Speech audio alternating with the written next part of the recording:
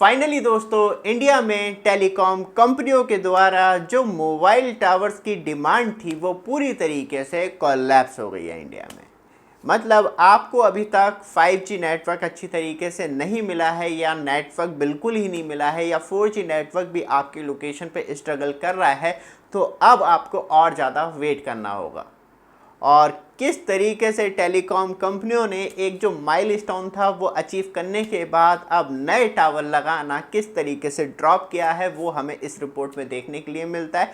जिसमें की बात करी जाए तो जियो हो गया, एयरटेल हो गया, वीआई हो गया, बीएसएनएल हो गया। वीआई और बीएसएनएल अब भी अपग्रेडेशन में है, लेकिन एयरटेल और जियो ने पूरा खेल खड़ा कर दिया है, जिससे कि हमें देखने के लिए मिलता है जो अब नए टावर लगाए जा रहे हैं वो बहुत ही ज़्यादा स्लो डाउन हो गया है टेलीकॉम कंपनियों के द्वारा। और कहें इनडायरेक्टली तो टेलीकॉम मोबाइल टावर्स कंपनियों में मंदी का दौर शुरू हो गया है। और ये मंदी का दौर कब ख़त्म होगा, कब से इनमें दोबारा से नई एनर्जी आएगी, क्योंकि सबसे बड़े जो इनके इन्वेस्टर थे, जैसे कि जियो की बात करें, एयरटेल की बात करें, क्योंकि 4G नेटवर्क पे वर्क करना, ऊपर से 5G को जिस तरीके से एक्सपेंड किया था, तो वहाँ टेलीकॉम कंपनियाँ जो थी, स्पेशली जो मोबाइल टावर मैनेज करती हैं, उनकी मौज आ गई थी। और फाइनली जो रीच कंप्लीट करनी थी विथ प्रॉफिट वो अब जियो और एयरटेल ने इंडिया में कर ली है। और उसके बाद जो 5G नेटवर्क की डिमांड और नए टावर लगाने की डिमांड थी वो पूरी तरीके से कोलैप्स कर गई है। यहाँ पे बात करी जाए तो अभी एक्चुअली जो अब आगे एक्सपेंशन होगा, क्योंकि अब मैक्सिमम ऐसे एरिया हैं जहाँ पे प्राइवेट टेलीकॉम कंपनियों को कोई प्रॉफिट दिखाई नहीं देता, तो वो कहीं ना कहीं भारत नेट प्रोजेक्ट के ऊपर ही डिपेंड रहेंगी कि जब फाइबर पहुँच जाएगी वहाँ पे बात करी जाए तो इंटर सर्किट रोमिंग के द्वारा टावर लगाया जाएगा, जिसमें कि गवर्नमेंट की भी हिस्सेदारी रहेगी। और एक ही टावर से आपको बीएसएनएल हो गया, वीआई हो गया, वीआई का नाम नहीं है इसमें, बीएसएनएल हो गया, एयरटेल हो गया और जियो हो गया, तीनों के नेटवर्क एक ही मोबाइल टावर से मिल पाएंगे। वो आने वाले टाइम में आपको मालूम चलेगा, उसकी रेगुलर अपडेट देते रहेंगे। लेकिन यहाँ पे गेम होता है, क्योंकि भारत नेट जो है वो फ्री फाइबर इंस्टॉलेशन जो है भारत सरकार की स्कीम है, इसमें प्राइवेट टेलीकॉम कंपनियाँ कुछ नहीं करती, लेकिन तब फाइबर बिक जाता है। और वहाँ पे जो लेइंग फाइबर थी वो एफिशिएंट नहीं थी टेलीकॉम कंपनियों के लिए, कॉस्ट और फाइबर बिछने के बाद वहाँ पे पूरा इंफ्रास्ट्रक्चर खड़ा करके फिर वो आपसे महंगे रिचार्ज करवाना शुरू कर देती हैं और अपना प्रॉफिट जनरेट करना शुरू कर देती हैं। ये एक बहुत आगे का विषय है। लेकिन बात करी जाए तो 25,000 न्यू टावर जो हैं वो आपको 2024 एंड 25 में देखने के लिए मिलते हैं। पूरे साल में सिर्फ 25,000 नए टावर लगाए गए। ये इतने ज़्यादा लोएस्ट हैं कि आखिरी टाइम जब 25,000 टावर लगाए गए थे नियरेस्ट, वो 2016-17 में लगाए गए थे। तब वहाँ पे टेलीकॉम स्पेशली बात करी जाए तो 4G के लिए मैक्सिमम स्ट्रगल कर रहा था कि हाँ हमारा एक्सपेंशन पूरा हो गया।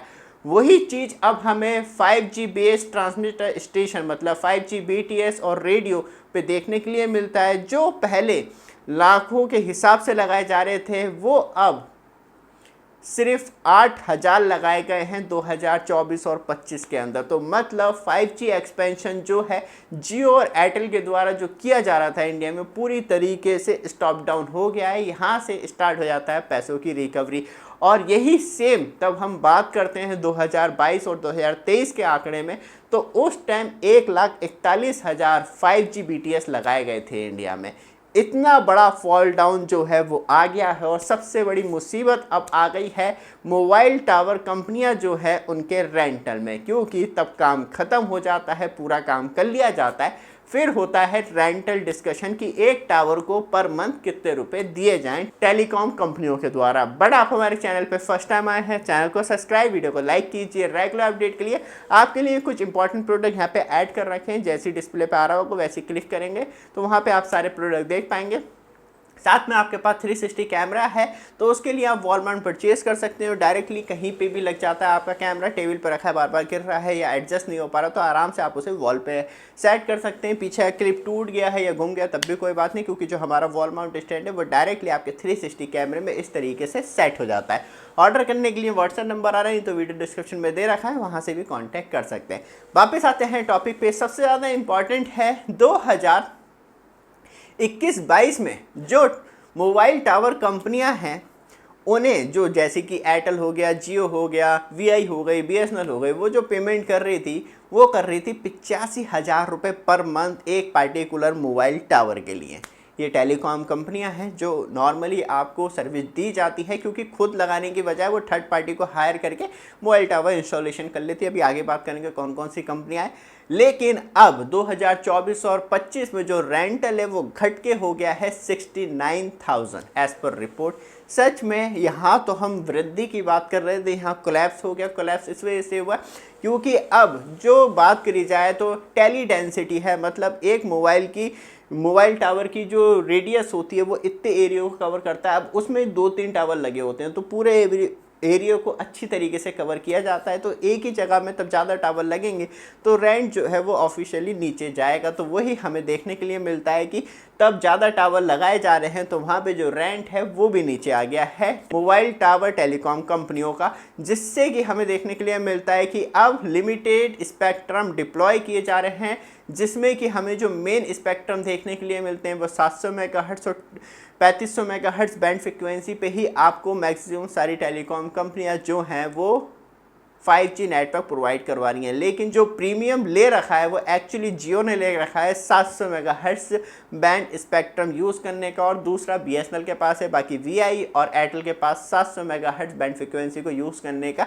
लाइसेंस जो है वो इंडिया में नहीं है। बात करी जाए तो स्पेक्ट्रम रिफ्रेमिंग जो सबसे ज़्यादा इंपॉर्टेंट है, इससे ही मालूम चलता है कि किस तरीके से टेलीकॉम कंपनियां बहुत बचत कर रही हैं, क्योंकि 4G जो स्पेशली स्पेक्ट्रम है उन्हें अपग्रेड किया जा रहा है और जो BTS हैं 5G के लिए सर्विस स्टार्ट कर दी जा रही है। इस दौरान कोई भी न्यू टावर की रिक्वायरमेंट नहीं होती, जो 4G टावर है वही अपग्रेड होकर सीधे 5G नेटवर्क आपको देना शुरू कर देता है। इस वजह से भी कहीं ना कहीं एक बहुत बड़ी मंदी का दौर जो मोबाइल टावर टेलीकॉम कंपनियां जो हैं वो इस धक्के से उभर नहीं पा रही हैं, और ऊपर से अब कब दोबारा से एक बिगेस्ट अपग्रेडेशन चालू होगा टेलीकॉम सेक्टर में, तो उसके लिए अभी करना होगा अराउंड 5 साल वेट एज पर रिपोर्ट, क्योंकि अब जो नया सेशन आएगा एक अपग्रेडेशन का वो हमें 6G पे देखने के लिए मिलेगा। उसके लिए अभी 5 साल वेट करना है। और टोटल जो मोबाइल टावर आपको इंडिया में देखने के लिए मिलते हैं वो 8 लाख मोबाइल टावर अपनी सर्विस दे रहे हैं आपको मोबाइल में नेटवर्क पहुंचाने के लिए, एयर फाइबर पे कनेक्टिविटी देने के लिए। जिसमें की बात की जाए तो एल्टेस जो है उसके 2,75,000 टावर लगे हुए हैं, जिसे मेनली जो है वो जियो यूज़ करता है। जियो ही अपने नेटवर्क उस पे से आपको प्रोवाइड करवाता है। बात की जाए तो इंडस टावर के 2,50,000 मोबाइल टावर देखने के लिए मिलते हैं, जिसमें कि एयरटेल की सबसे बड़ी मेजॉरिटी है और एयरटेल उसे यूज़ करके अपनी 4G, 5G, 2G service provide करवाता है। साथ में जो टाइप है वो VI का है, VI भी उन टावरों को यूज़ करके अपनी सर्विस प्रोवाइड करवाता है। बाकी और भी मोबाइल टावर कंपनियां हैं जो 20,000, 30,000, 40,000 मोबाइल टावर्स लेके आती हैं और उससे वो अदर्स टेलीकॉम ऑपरेटर्स को सर्विस प्रोवाइड करवाती है, जिसमें BSNL भी इंक्लूड हो जाता है। तो इस तरीके से आपको जो मोबाइल टावर सर्विस है वो देखने के लिए मिलती है, और कितना रेंट है वो भी आपको मालूम चली गया। तो इस तरीके से एक बहुत बड़ा फॉल डाउन जो है हमें मोबाइल टावर कंपनियों के ऊपर देखने के लिए मिलता है। अब देखते हैं कि इसे किस तरीके से फिक्स अप किया जाता है और फाइबर नेट पे किस तरीके से mobile tower inter circuit roaming पे लगते हैं। तो क्या जो मोबाइल टावर कंपनियां उन्हें बेनिफिट होगा या गवर्नमेंट खुद ही अपने तरफ से BSNL को प्रमोट करके खुद टावर लगाएगी, वो आने वाले टाइम में आपको लगातार अपडेट मिलती रहेगी। बस एक छोटा सा काम जरूर कीजिएगा, रेगुलर अपडेट के लिए चैनल को सब्सक्राइब, वीडियो को लाइक जरूर कीजिएगा। धन्यवाद।